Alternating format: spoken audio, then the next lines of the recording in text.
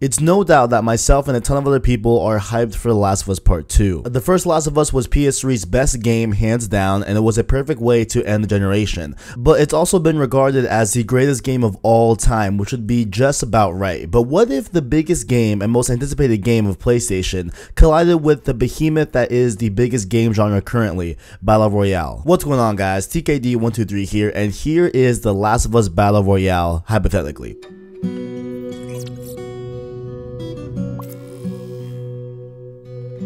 I feel like the layout of the actual mode is pretty straightforward that anyone that has played enough of Last of Us and Fortnite could easily come up with, but how exactly this came to be stems from comments made by Yoshida himself. He said in an interview with Edge magazine that he wished Sony's first party were, quote, more successful on the multiplayer side as well, unquote, when asked about the success of Sony's single player games in a gaming landscape that is favoring multiplayer at the moment. And to a degree, he really has a point. Obviously, first party kills with its single player offering, from games like Guerrilla's Horizon Zero Dawn, Sony's Santa Monica's God of War, Sucker Punch's Infamous Second Son, and more. But when you look at multiplayer, it's admittedly a bit sparse. Of course, we have Naughty Dog's multiplayer, which does pretty well in terms of Uncharted, and even better so when we look at The Last of Us, which was heavily played and is still played today. Big multiplayer games of the past under Sony's stable also include SOCOM, Warhawk, and MAG, but they are where I said before, in the stable. There really isn't a massive game that is from Sony's first party that has multiplayer at the forefront and has it as its main pull. And honestly, the closest one I see is The Last of Us 1's multiplayer with Factions mode. And while Factions mode is returning to Last of Us 2,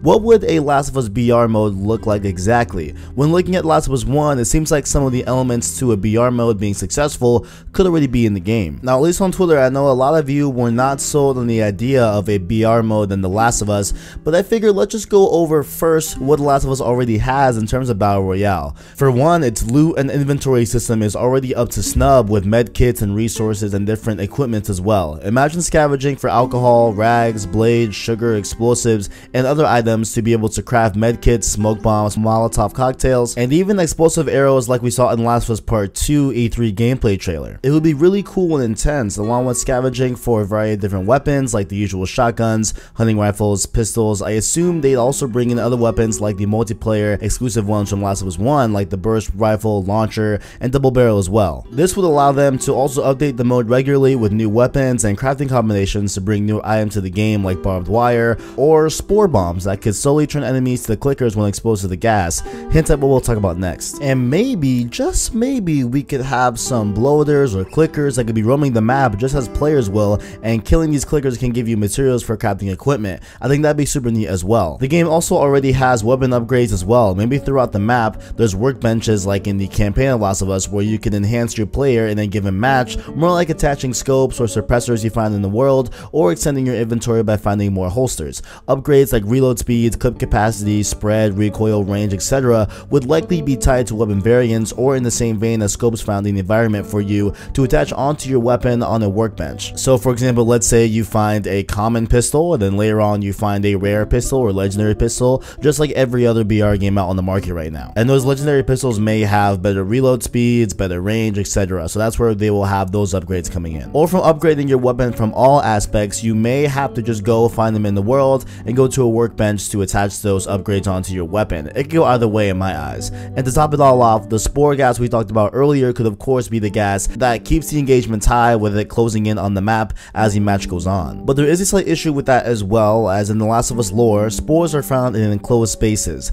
not the best space for a Battle Royale mode. I say for this we take a little creative freedom and make the spore gas still be the gas anyway, allowing it to be in an open massive space as the map will likely be. Maybe as years goes on, just as the clickers turn to bloaters, spores continue to grow and grow, making them stronger and able to be deadly and exist in an open space. That's how I would play that personally, but what about the aspects of Last of Us that aren't features of the game that are needed for BR to exist? For one, it needs a big map, a really big map, and based off how The Last of Us Part 2 looks and the diversity of Last of Us Part 1, I could really see Naughty Dog just combining some of the landscapes they had for the games. What if they had a map that encompassed the grunginess of the quarantine zone, the greenery of Tommy's Dam, which is also confirmed to be a location in The Last of Us Part 2, and the vibrancy of the university? What if they even added a winter part of the map that encapsulated the Lakeside Resort from The Last of Us Part 1? Obviously not all the areas across all the games, but some of the memorable places of The Last of Us Part 1 and 2 when we play through the game. In the same way Blackout mode and Black Ops 4 will be utilizing old maps from multiplayer games of the Black Ops series, the same can be done for Last of Us BR, where they can just take those elements and those map sections from The Last of Us Part 1 and 2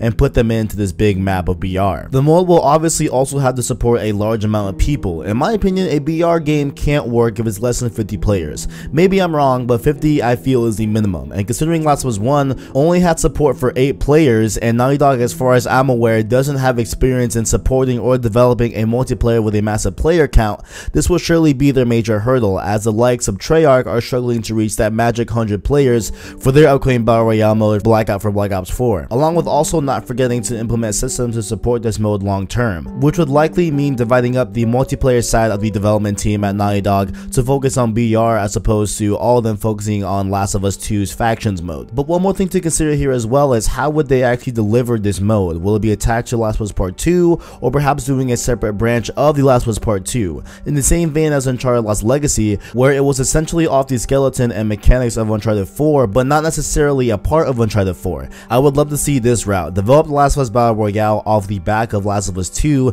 and release it separately from The Last of Us 2. If Naughty Dog is even wild enough, I'd say even make it free to really make it stand toe to toe with Fortnite and not to make it fall in the same pit as PUBG and Blackout, as in they have to pay for entry. Speaking of pay, let's talk about that for a little bit. If it were free, where would the money come in? That would be reliant on the dreaded M word, microtransaction.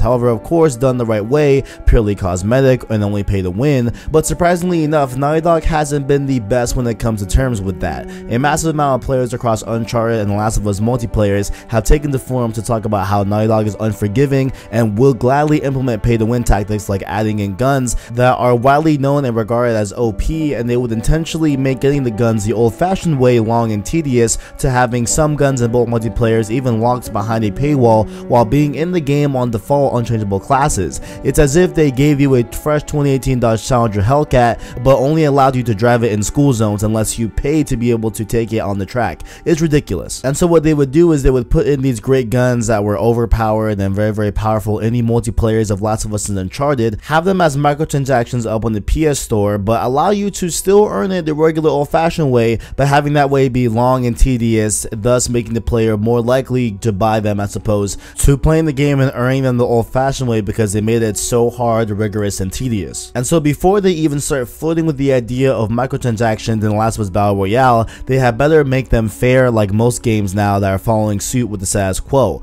like a battle pass system of some sorts. Now, while this video is totally hypothetical and how I would personally design a Last of Us Battle Royale mode, it's been pretty safe as of now, looking at what current assets and systems Last of Us already has and how it works with a BR game, what they need to implement in terms of map, player count, and monetization that are fair through microtransactions. But how will this mode differ from its competitors? Fortnite has its widely available free-to-play way of going about things with an ever-revolving update pool. PUBG has its intense hardcore player base to couple its strategic and detailed BR mode, and Blackout will most likely have its quick, twitchy Call of Duty controls and feel centered around nostalgic environments from previous COD multiplayer maps in the Black Ops franchise. But what can The Last of Us Battle Royale do differently? I recently played through The Last of Us again after thinking so heavily on its sequel and seeing the gameplay trailer at E3 2018, and anyone that tells you that they played it likely reaches the same conclusion. It's brutal, unforgiving, not sugar-coated, and a truly one-of-a-kind experience. You truly fear enemies you encounter, from clickers to bloaters, all the same will make you play a particular type of way, and it's for a number of reasons as well why that fear manifests, from the harsh and gore-filled ways you die in the game, seriously I forgot how bad it was, to the stakes and struggles Joel and Ellie encounter as you play. However, I think the main reason is how how in combat there is truly a sense of life or death. It really is them or us that will be the last, and neither side is pulling any punches. I think The Last of Us BR has to encapsulate that feeling of intensity, suspense in the mode to set itself apart. Maybe the clickers that roam the map as players do react to a gunfight and attack players as well, making the mode have this element of no place or scenario is truly safe. I think that's the key to making Last of Us Battle Royale not just be a tacked on last minute mode, but a welcome addition to the BR genre that does enough different while still being familiar enough for fans of other BR modes to become used to and love as well. It needs to be suspenseful, unsettling, and give you that feeling of nowhere is truly a safe haven. Of course, the game will have the core mechanics of having unlockable skins through XP or a fair monetization system like a battle pass,